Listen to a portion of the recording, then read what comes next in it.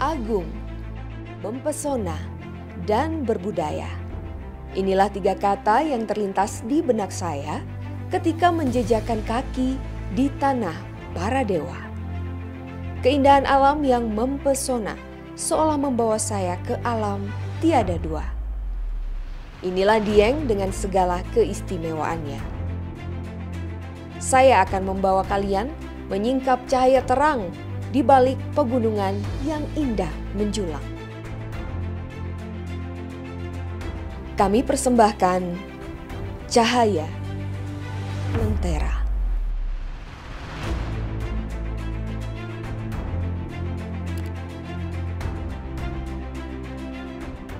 Dieng Plateau atau dataran tinggi Dieng secara geografis terletak di 6 kabupaten. Namun situs-situs bersejarah yang dikenal masyarakat itu ada di 2 kabupaten, yaitu Wonosobo di sebelah timur dan Banjarnegara di sebelah barat.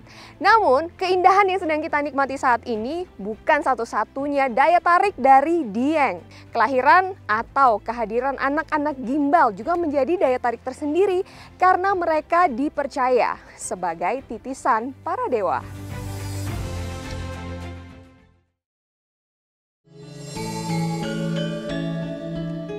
Dieng adalah penggabungan 2 bahasa dari bahasa Kawi, Di yang berarti tempat atau pegunungan, dan Hyang yang berarti dewa. Jadi Dieng memiliki arti pegunungan tempat tinggal para dewa. Sejarah panjang Dieng diceritakan turun-temurun, dilanjutkan dan diabadikan dari generasi ke generasi. Adalah Mbah Sumanto, sang tokoh adat penerus tradisi keluarga. Sebelum melangkahkan kaki lebih jauh di kawasan ini, saya berkesempatan bertemu Mbah Sumanto untuk mendengar kisah dari beliau. Nah, kalau keberadaan anak-anak gembel ini, rambut gimbal ini, itu sejak kapan, Mbah? Kalau rambut gembel itu awet zaman dulu sudah ada. Karena rambut gembel itu titipan dari Dawi Roro Runce Samudra Kidul, dari Samudra Kidul. Kalau anak mulai gembel tuh kalau mulai 1 tahun, 2 tahun anak itu sakit, kejang-kejang, panas tuh. Itu ciri-cirinya dia bakal mau muncul gembel tuh. Kalau dibawa ke rumah sakit saya kira enggak ada penyakitnya itu, hanya panas gini. Terus mau muncul gembel, seketika gembel tukul, seketika terus sembuh tuh. Oh, setelah keluar gembelnya itu sembuh sendiri, nggak perlu diobatin ya? Nggak usah diobatin. Gembel itu rambutnya? Rambutnya. Rambut gimbal itu disebutnya gembel? Gembel. Nggak kesinggung gitu mereka disebutnya? Nggak kesinggung. Emang karena memang pengertian di sini tuh gembel itu rambut gimbal? Ya. Jadi rambut gimbal itu dalam bahasa Indonesianya mungkin gimbal ya. Mungkin dalam bahasa setempat gembel gitu. Nah, mereka itu rambutnya jadi seperti itu emang karena keturunan atau memang dititipi karena mereka dari keluarga yang tertentu gitu, Mbak, atau gimana? Itu titipannya. Ada yang keturunan, ada yang tidak. Kita nggak tahu nih, nggak bisa dilihat, oh karena dia begini jadi dia gembel gitu, nggak ya? Nggak bisa dilihat. Kalau untuk supaya mereka nggak gembel lagi, rambutnya bisa? Bisa, kalau nanti sudah 2 tahun, 3 tahun, 4 tahun kan anak itu bisa ditanyain lah. Dek, mau cukup mau potong ya, gembelnya minta apa gini.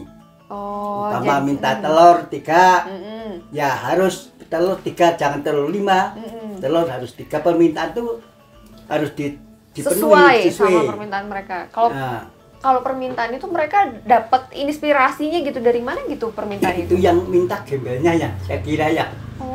Jadi permintaannya sebenarnya aneh-aneh gitu aneh-aneh. Ya? Unik-unik gitu ya permintaannya? Ada yang minta tikus putih, ada yang minta ikan asin kalau dipotong dikeprukin itu gembelnya. Oh gitu.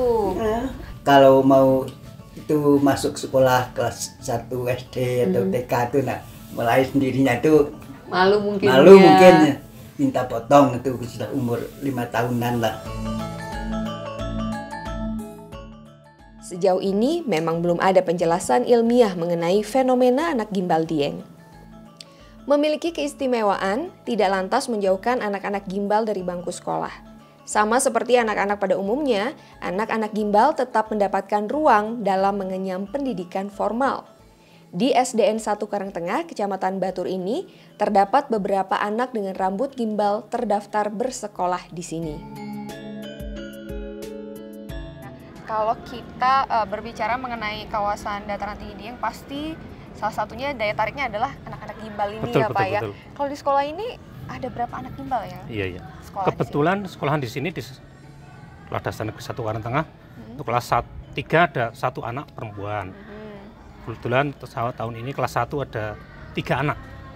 Yang 1 perempuan, 2 laki-laki. Oke. Kalau mereka di sekolah tuh seperti apa Pak? Apakah mereka lebih aktif atau lebih berprestasi justru karena mereka aktif itu? Iya. Sepengetahuan kami selaku guru-guru di SD Negeri 1 Karangtengah, untuk anak-anak yang berambut gimbal kelihatannya normal-normal saja, Mbak. Nggak ada pengecualian tersendiri. Tapi kelihatannya agak aktif sedikit sama teman. Untuk lari-lari ke sana ke sini lebih sering gitu. Lebih bertenaga Iya, lebih gitu bertenaga ya. seperti itu. Lebih ini nggak sih mereka kayak misalnya mereka berantem sama temennya gitu? Jarang sekali, Mbak. Jarang sekali. ya? Bahkan teman-temannya malah menghormati seperti itu. Oh. Iya.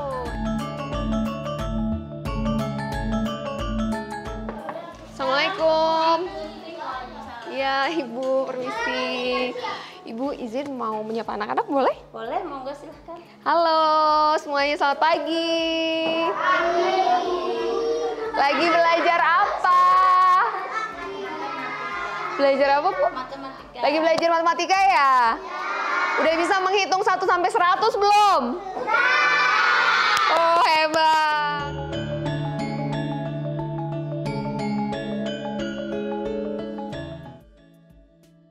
Nah, proses belajar mengajar di dalam kelas itu semuanya disamakan. Jadi meskipun mereka punya keistimewaan dengan rambut gimbalnya ini, tapi semuanya diperlakukan dengan sama seperti teman-teman di kelas lainnya.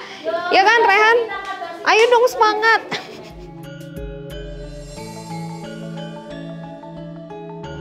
Nah, kalau anak-anak gimbal dengan rambutnya yang panjang itu kan ada ritualnya kalau mau dipotong ya Pak ya. Betul. Tapi kalau aturan sekolah untuk mereka ada yang ini dikhususkan, oh nggak apa-apa karena mereka rambutnya gondrong gitu. Gimana sekolah Jadi memang menyikapi? tata tertib di sekolah kami rambut nggak boleh gondrong dan panjang. Tapi khusus untuk anak yang berambut gimbal kami spesialkan, Mbak, seperti itu. Nggak apa-apa gitu ya Pak Nggak ya? apa-apa, kami menyadari itu sepenuhnya. Kalau mereka rambutnya gondrong gitu atau panjang gitu, mereka keganggu nggak sih Pak kalau di kelas belajar gitu? Nggak sama sekali. Iya. Mereka Biasa-biasa saja. biasa aja gitu Iya, ya? biasa saja. Nggak jadi mungkin gatal atau apa, jadi nggak konsen itu belajarnya itu, gitu? seperti itu. Keunikannya itu, Mbak. Nggak ada gatal dan sebagainya. Iya, biasa-biasa saja.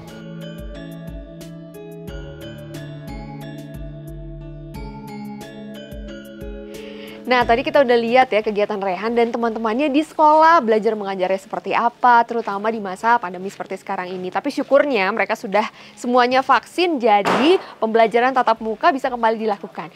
Tapi kalau lagi di rumah, mereka ngapain aja nih? Bermainnya apa? Terus juga bagaimana dia bersosialisasi dengan teman-temannya yang ada di sekitar lingkungan rumahnya. Kita ke rumahnya Rehan yuk, kita lihat kegiatan Rehan hari ini.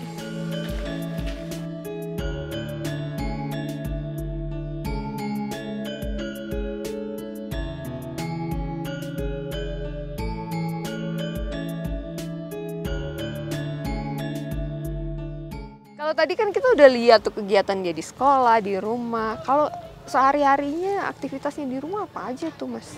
Ya, aktivitasnya belajar, belajar mengaji, belajar sekolah juga. Kadang main-main sama teman-teman. Kadang suka nge-game juga. Iya, namanya anak-anak ya. Kalau prestasi? Alhamdulillah kalau prestasi setiap tahun itu Rehan dapat ranking 2 di Alhamdulillah. Alhamdulillah ya. Ya. Jadi kalau prestasinya dia memang secara akademik karena disupport gitu ya sama Iya, keluarga juga ya. Katanya ketua kelas juga. Iya, ketua kelas katanya. Disuruh pimpin doa juga kalau mau pelajaran mau dimulai. Alhamdulillah. Bisa buat belajar. Alhamdulillah ya.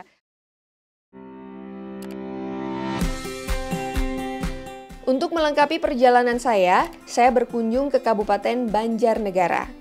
Bersama Kepala Dinas Pendidikan, Pemuda dan Olahraga Kabupaten Banjarnegara, saya disuguhi berbagai fakta dan dukungan pemerintah daerah untuk pendidikan anak-anak dataran tinggi Dieng, termasuk anak-anak gimbal. Halo Pak, selamat pagi. Selamat Pak Agung, pagi. apa kabar? Saya Anita. Iya, Mbak Renita. Iya, ini kita izin buka masker dulu Oh, ya gitu? Pak ya. Ya, nggak apa-apa. Karena kita Ya. sudah sama-sama vaksin, booster juga pastinya Udah, di Banjarnegara alhamdulillah. tingkatnya tinggi ya Pak ya. Boosternya bagus juga. Tapi ini kita mau ngobrol-ngobrol soal anak-anak gimbal nih Oh, Pak. iya. Nah ini keberadaan anak-anak gimbal ini kan Ya. kita boleh sambil jalan ya Pak Iya, Agung iya. ya. Iya, Mm, keberadaan anak-anak gimbal ini kan istimewa ya Pak Iya. ya. Nah kalau dari segi pendidikan mereka diistimewakan atau mendapat kayak hak-hak spesial juga nggak sih Pak? Oh, ya. Jadi keberadaan anak gimbal ini menjadi salah satu hal yang sangat unik di Banjarnegara.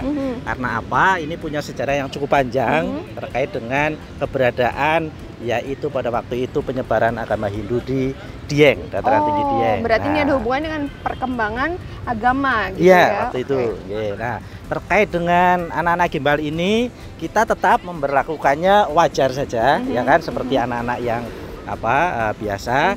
Khususnya di dunia pendidikan, tentunya kita juga bagian dari melaksanakan program yaitu Wajar Dikdas 9 tahun.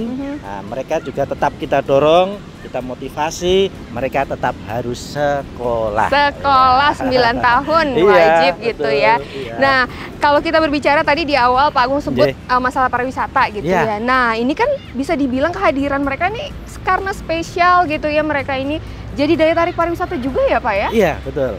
Ya. Dukungan pemerintah seperti apa supaya dari segi pariwisata dan dari segi budayanya ini bisa menyatu gitu Pak? Ya, ya, keberadaan anak gimbal tentunya karena ini sesuatu hal yang unik, kita juga saling memberikan sesuatu hal, simbiosis mutualisme. Nah, di satu sisi ini keunikan, di satu sisi kami juga mengemas, ya kan, mengemas kaitannya dengan anak gimbal ini untuk tradisi budaya. Tradisi budayanya apa? Karena secara adat anak gimbal ini ketika pada saatnya harus dipotong rambutnya, itu harus melalui ritual adat. Nah, Ya. itu yang biasanya ada di Dieng Culture Festival ya Pak Iya, ya? betul. Nah, kita kemas ritual adat tersebut yaitu dengan kemasan budaya sekaligus pariwisata yang kita namakan Dieng Culture Festival. Nah, kalau keberadaan mereka ini setiap tahunnya dilihat dari data tuh seperti apa Pak? Apakah mereka bertambah ataukah mereka justru berkurang? Karena ini kan sebuah kejadian yang alami gitu ya. Betul. Secara kuantitas bertambahnya ya artinya saya tidak bisa mempresentasekan pertambahannya berapa atau penurunnya berapa, tetapi keberadaan mereka selalu ada. Keberadaan mereka selalu ada. Secara jumlah paling banyak itu ada di sekitar wilayah Dieng, kemudian Kecamatan Batur. Dieng ini bagian dari Kecamatan Batur. Terima kasih Pak Agung. Terima kasih sekali atas perhatiannya.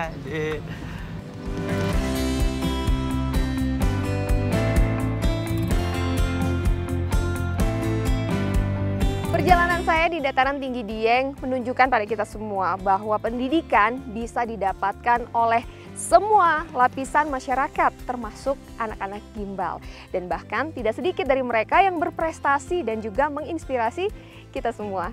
Demikian perjalanan saya kali ini. Jangan lupa saksikan terus Cahaya Lentera di episode berikutnya. Sampai jumpa.